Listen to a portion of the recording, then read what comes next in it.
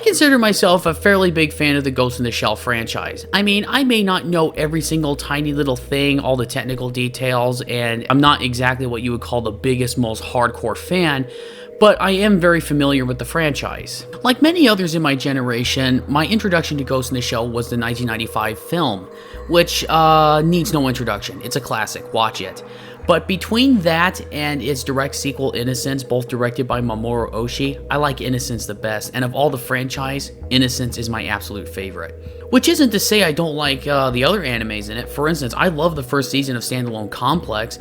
The second season was okay, but it didn't hold my attention as much as the first, and I rewatched the first season more often than the second. And the Arise OVA was pretty good as well. And I read the comics as well. The original Ghost in the Shell comic is pretty good, and even its somewhat sequel, 1.5 Human Error Processor. But I did not like man-machine interface. I don't like Shiro Masamune's new approach to his art style, and I don't like the story. I've never finished it, and it's doubtful that I ever will. Of course, with the already solid reputation of the original film and growing interest in the franchise with installments like Standalone Complex, it seems almost inevitable that Hollywood would try to make their own version of it, and in 2017, they did, whether anyone asked for it or not. Prior to the film's release, we all heard the accusations of whitewashing, hearing the fans screaming here and there about how this will ruin their childhoods and other hyperbolic statements. And yet, through all the statements against the film, warranted or otherwise, I'm surprised that one thing hasn't been covered by a whole lot of people. That this movie really isn't based on the graphic novel despite the credit in the film or even on the posters or Blu-ray copies. No, the live-action movie seems to be primarily based on the two Mamoru Oshii movies, the original film, with bits and pieces from Innocence. And you'll see what I mean when we get to that. Combined with smatterings of other entries in the franchise, as well as taking major plot points from movies like Equilibrium and RoboCop, it is evident from the first minutes of the film that the filmmakers were either too timid to put their own spin on the franchise or just not interested in doing so. Instead, the filmmakers released a lazy product that can't even be remotely construed as unique, and ultimately comes across as a Frankenstein movie. The first time I reviewed the film for my website, I was critical and very disappointed, but overall I was kind of meh. But watching it again and again for this video, I grew quite angry at the film. Watching it on DVD as opposed to the movie theater, this film does not hold up well at all. Oh, and this review is going to spoil the whole plot. Just a warning. Major Mira Killian, portrayed by Scarlett Johansson, is a member of Section 9 security force which deals with cybercrime and is led by Daisuke Aramaki, portrayed by Beat Takeshi Kitano, who, by the way, only speaks Japanese in this film, whereas all the other actors speak English. I had to, or more would have died. 休暇の一員としてわしにはお前への責任がある。 I guess he didn't want to try speaking English phonetically like he did in some portions of Merry Christmas, Mr. Lawrence. Oh well, I'll take it. With the Major are members such as Bato, played by Pilo Asbek, Togasa, played by Chin Han, Ishikawa, and others. While tracking down a cybercriminal named Kuze, played by Michael Cameron Pitt, the Major begins to have images and glitches in her cyberbrain that may be linked to her past. This causes her to question the company that made her, Honka Industries, who claimed to have rescued her from a terrorist attack on a refugee boat and put her brain into a cybernetic body in order to save her. It turns out that her real name is Mitoko Kusanagi and that she and Kuze, among many others, were abducted by Honka and experimented on as part of Project 2571. This project's purpose was to take the brains of test subjects and put them into cybernetic shells in order to make weapons that not only had the intuition of humans but could also obey like robots. Kuze was carrying out his attacks specifically on members of Project 2571 in order to get revenge. Upon learning this and having her caretaker, Dr. Ule, played by Juliette Binoche, tell her that 98 others died in the process of ultimately making her, the Major seeks out justice against Honka with the help of others at Section 9. Well, sort of. It's mostly just Aramaki and, I suppose to a certain extent, Bato, but we'll get to that in a minute. Now let me get some good things out of the way. First, the visuals without question are very good. Weta Workshop's work in the film is first rate, from the practical robot effects to the production design and even the CGI. One can see that Weta is even giving ILM a run for its money in the visual effects business. And second, this was just something I liked in the film, but the interactions between the Major and Bato were actually pretty good. Scarlett Johansson and Pilo Asbek actually work off each other pretty well, and that's some of the things that this movie actually did get right in lifting stuff from the anime. I can see you out there, you know? How many fingers am I holding up? Funny. I mean, sure, it may not be as good as in the anime because there's more time to flesh it out in the shows and such, but I'm just glad it's in here. And that's just about all I can say in the film's favor. Now I have the unfortunate honor of talking about the narrative. It's really ho-hum. Wait, no, scratch that, it's just flat out lame. When you break everything down, the story is essentially the Puppet Master narrative used in the original anime with references from standalone Complex and Innocence. As I stated before, there were major parts of Ghost in the Shell 2017's plot that are lifted from other, and better, sci-fi movies. Well, okay, in the case of Equilibrium, it's not really that good, but comparatively speaking, it is. In the live-action movie, the Major takes a medication to keep her brain from rejecting the cybernetic body, but it's really just suppressing her memories. In Equilibrium, the character Preston, played by Christian Bale, is taking the medication to suppress his emotions. And then there's the one from RoboCop. We have Alex Murphy having been placed in the cybernetic body only to have his memories boiled to the surface to remember an injustice that was done to him and cause him to seek vengeance, similar to what the Major does in this movie. Seriously, just watch the house scene in RoboCop where Murphy is walking through his old place and has scattered visions of his family, and compare that moment to where the Major is looking at that temple place, whatever, and sees the kids being taken away by Hanka. It's not just the story elements they took, but it's even the scenes, to a certain degree. As if lifting things from other movies wasn't enough, there's also the problem that the anime came out 23 years ago, and we've already had movies like The Matrix, Dark City, and many others that were inspired by Oshii's Ghost in the Shell. So for the live-action movie to do the similar look and themes again, especially if there isn't a relatively fresh spin on what came before, it already feels old to audiences now. It's not a good idea to sell audiences a possible new franchise by making a film with a contrived, uninvolving plot. Especially one that features the most elementary philosophical musings ever put on film that audiences could figure out just by watching the trailer or could just figure out from the first 20 minutes or so. I know I did. We cling to memories as if they define us, but they really don't. What we do is what defines us. には魂、ゴーストがある。人は個性を美徳とされて初めて安らぎを見出せる。 They thought that we would be a part of their evolution, but they have created us to evolve alone beyond them. We cling to memories as if they define us. But what we do defines us. My ghost survived to remind the next of us that humanity is our virtue. Bored yet? Yeah, I thought so. Let's move on. Again, it looks good in the practical and CGI departments, but director Rupert Sanders crafted the film in an extremely generic fashion with no visual splendor, at least nothing he created himself. He borrows from Oshii's Ghost in the Shell films so much that watching the film becomes a tedious endeavor since you're not rewarded with anything interesting to behold. It falls into the been there, done that territory. Now granted, all cyberpunk films since Blade Runner would fall into that category to some degree anyway, but if you have a good narrative, the been there, done that aspect of the visuals can be forgiven. The action is uninventive and dull. When it's not the same variety you've seen in hundreds of other action movies before, it has to steal from the anime in order to keep things interesting. Take a look at this.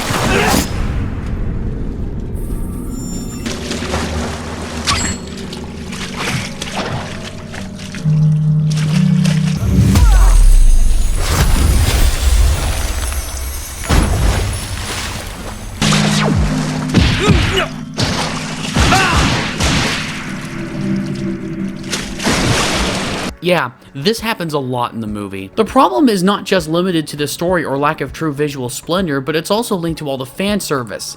It's everywhere! Boy, I really cannot stress enough in this video how much this movie relies on previous adaptations of Ghost in the Shell as a crutch. Having Adding a few nods to the original works is not a problem, but this film lifts imagery from Oshii's films so extensively that it began to irritate me. From the scene with the chain-smoking cyber-eyed lab tech examining a geisha bot riddled with bullet holes who puts out her cigarettes in a cup of water. I'm busy. If you hadn't riddled the geisha with bullets, this would be much easier.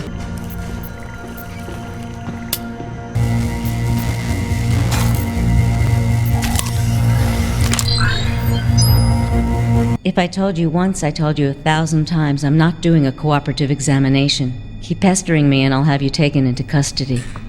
Now, if you had used 50 caliber hollow points instead, then it would have been a simple matter to restore her.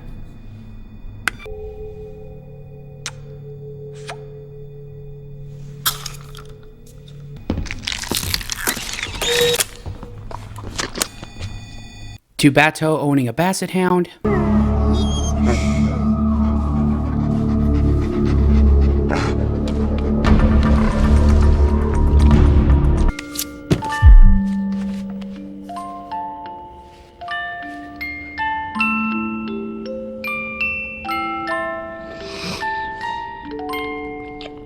To the design of Aramaki's office.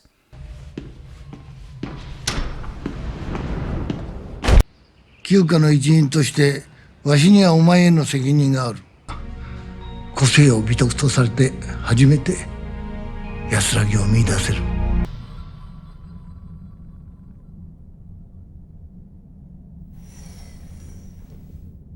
You got all that, I hope. And many others. I'm not kidding when I say that this film is really not inspired by the Shiro Masamune comic, but rather it was inspired by the films that were loosely inspired by the comic, even down to the tone. The live-action film bends over backwards to try to get a lot of the iconic scenes from other parts of the franchise, particularly the first two films, but doing so actually hurts the narrative in the process. Here are two good examples of what I'm talking about. At the beginning of the film, you have the Major going in to take care of the geisha robot ghost hacking a Hanka company man, played by Top Dollar from The Crow. Major subdues it and other assailants, and the geisha bot starts saying, "Help me. Help me. Please, don't let me die." It says this a couple of times before Kuze chimes in with his own line before the bot opens its face, then the Major shoots it. Why did the geisha robot say that? In Innocence, the gynoids say, "Please help us," because the kidnapped girls who were having their ghosts dubbed into the gynoids were causing them to go berserk in order to get the attention of the police in order to get help. Since that is not the case in the live-action film, it's baffling that the geisha bot would do that. Someone out there might say, perhaps the geisha robots themselves were asking for help, but even that doesn't add up since that would imply the geisha bots develop self-awareness and thus would have a ghost. And since we are given absolutely no indication of that being the case here, adding this to the film was really stupid. It's just put into the story as a callback to Innocence. Please help us. Please help us.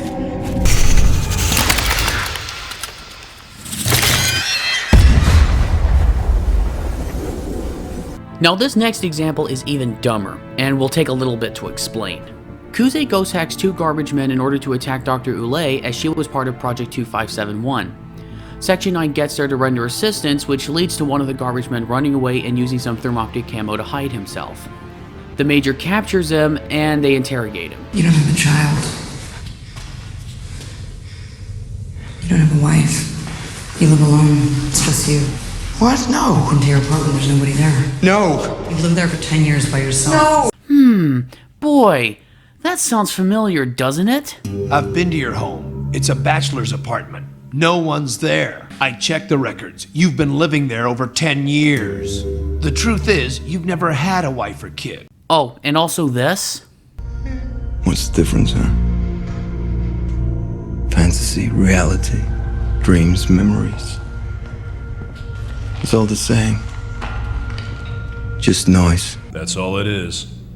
Information, even a simulated experience or a dream, is simultaneous reality and fantasy. And all the information that a person accumulates in a lifetime is just a drop in the bucket. On the surface, this is just supposed to be another incident where Kuze shows his power to get revenge on another Hanka scientist. But this leads to a whole slew of problems. First, you have one of the garbage men talking about his daughter and such before he is shown to be ghost hacked. When it is revealed that he had no kid and such, he's of course shocked and is in denial, but now that begs the question, how long was he under the assumption that he had a child? In the original film, the puppet master ghost hacked the garbage man well in advance to Section 9 arresting and questioning him. So it's reasonable to assume that the puppet master created that history for him before ghost hacking the minister's interpreter. Heck, it even created a backstory for the man who was setting up the checkpoints for the garbage man to carry out the attacks. But again, the garbage man in the live action film was talking about his daughter before he was being ghost hacked. Did Kuze hack him beforehand to install that memory, then let him go for a while, and then hacked him again in order to carry out the attack on Dr. Ule? I don't know, and I don't think the movie knows either. Second, the garbage men once ghost hacked are shown with guns shooting up Dr. Ule's car and firing back at Section 9. Where did they get those? In the original film, the man setting up the checkpoints had a gun because he believed he was hired to carry out the attacks and would fend off cops if necessary. He even had thermoptic camo to help him run away, as he believed he was a kind of secret agent. If I'm to follow the logic of this movie and Kuze just chose him out of the blue, then how did they get that equipment? You know, the guns and the thermoptic camouflage. They were just garbage men beforehand, so why would they even have those things? Did Kuze plant them in the truck beforehand? Even if I were to believe that, why didn't it show Kuze or at least some other ghost hack guy planting them in the truck? When we first see the garbage man that is talking about his daughter, he is wearing the poncho that is also the thermoptic camo. Wouldn't he notice that that was different from all the other ones he would work in? And third, Kuze was simply ghost hacking the guys, so why would he cause one of them to run away? Kuze is not physically there. All he has to do is stop hacking them and let Section 9 do what they do. Even if I were to assume that Kuze let him go and the guy ran away because he was scared and confused, why would he shoot and fight back against Section 9? Why would he risk getting the crap beat out of him? Look, I can go on that train of thought forever, but the point is they found a way to shoehorn more scenes from the original. A very badly written way, that is, and it shows just how creatively bankrupt the screenplay is.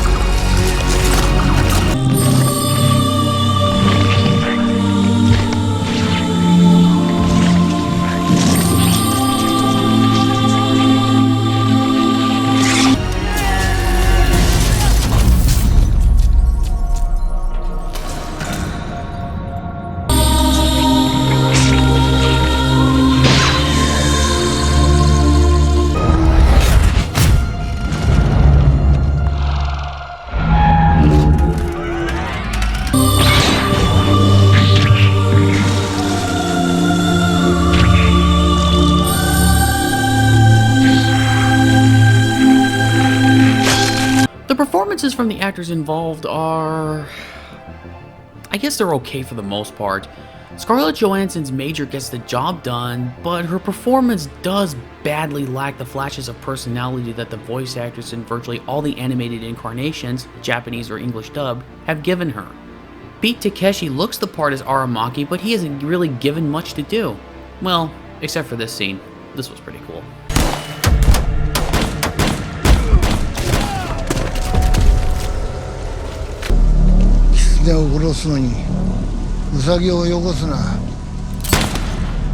In fact, speaking of Aramaki, I'm going to take a little detour here and talk about the fact that the other members of Section 9 are just there. Because members like Ishikawa and Togasa are not doing anything unique for the team or to help the Major do investigative work. Even the original film at a scant 82 minutes, as opposed to the live-action movie's 107 minutes, showed Aramaki and other members doing work and even giving some small character moments. Sure, they may not have been the most deeply developed and such, but those moments give you some idea about them and what to expect.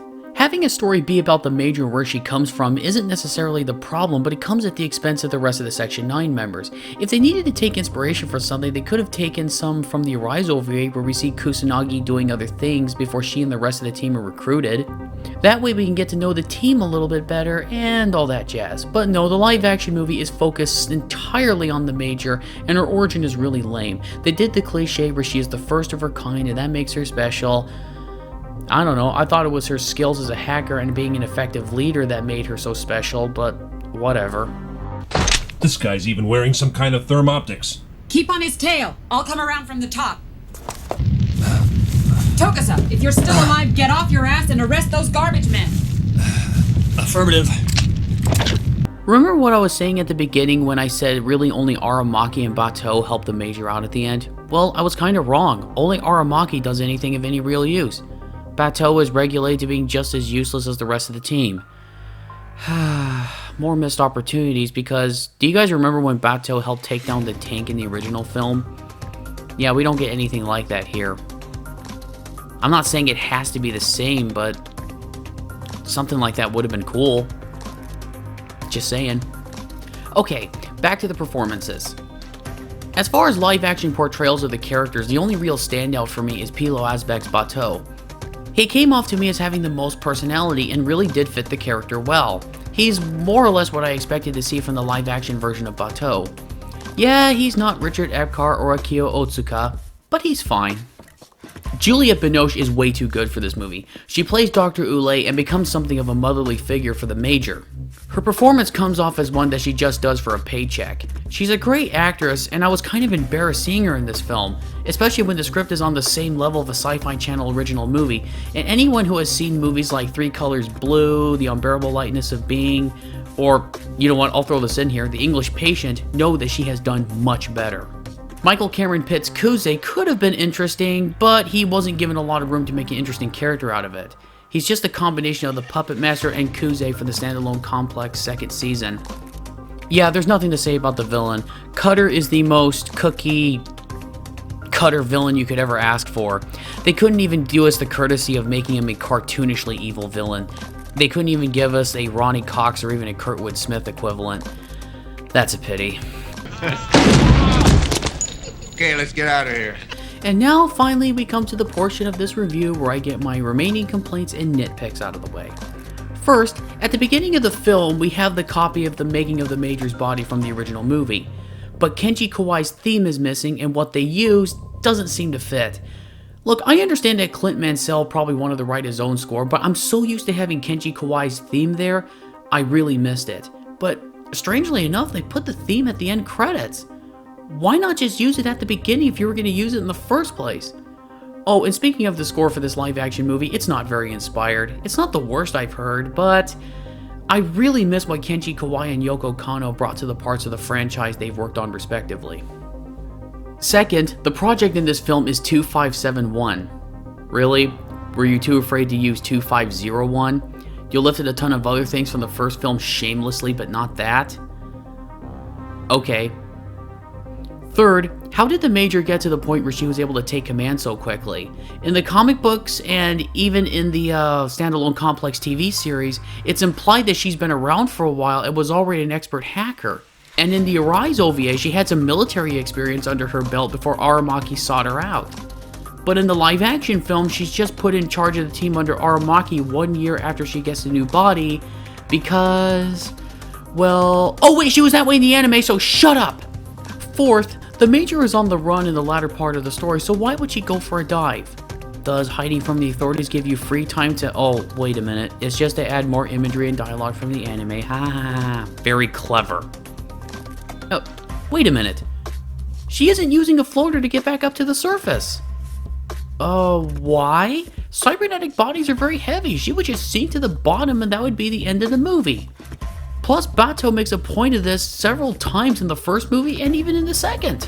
Isn't there anything that you're afraid of? What if the floaters don't work or something else fails? I suppose I'll die then. Or would you dive in to rescue me? I'm amazed you got the guts to dive with a body like that. It's so deep here that if you went down, even we couldn't retrieve you. Confinement. That's why you gamble swimming with a body that can sink like a rock? What the hell is it that you see at the bottom, in that darkness? I used to know a cyborg who went scuba diving for fun. Yeah? I don't know what the hell she was thinking. And last but certainly not least, who is this character? Apparently she is named Ladria and she does virtually nothing at all in the story. Why didn't they include Saito? Yeah, he shows up at the very end to shoot the chopper down, but if you're gonna have other Section 9 members in this film who do nothing, you might as well include ones that are actually in the original works. We cling to memories as if they define us. But what we do defines us. No, that ending sucks. You know what, let's change things up a little bit. I'm gonna create a new ending, and this will be better. Dick, you're fired!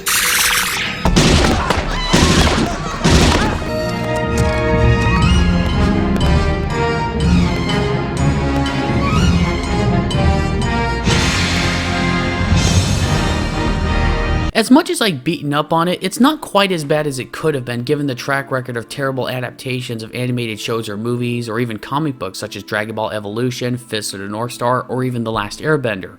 But in their attempts to try to lure fans of the source material to theaters with tons of fan service and endless callbacks to the Oshi films, Ghost in the Shell 2017 is ultimately a barely passable Sci-Fi Channel movie that somehow made it to the big screen. The filmmakers' unwillingness to go outside of what's already been established and their overall lack of ambition is ultimately what sunk it. They didn't need to go to the anime movies as much as they did. In fact, I don't think they needed to take a whole lot from the comics either. What they could have done was that they could have used some other unproduced screenplays or even adapted some other kinds of sci-fi short stories and then worked them into a Ghost in the Shell story. Why not? The Die Hard series did that successfully at least 3 times. Look, I never expected this movie to be like a groundbreaking masterpiece or anything like that, but I was hoping it would at least be entertaining and somewhat competent, but the end result was just lazy and bland. Look, this movie is garbage and it failed to make good use of talented actors and great effects work. If you want to watch a much better cyberpunk themed film from the same year, watch Blade Runner 2049 instead. In a way, this was a better live action Ghost in the Shell movie than the official one.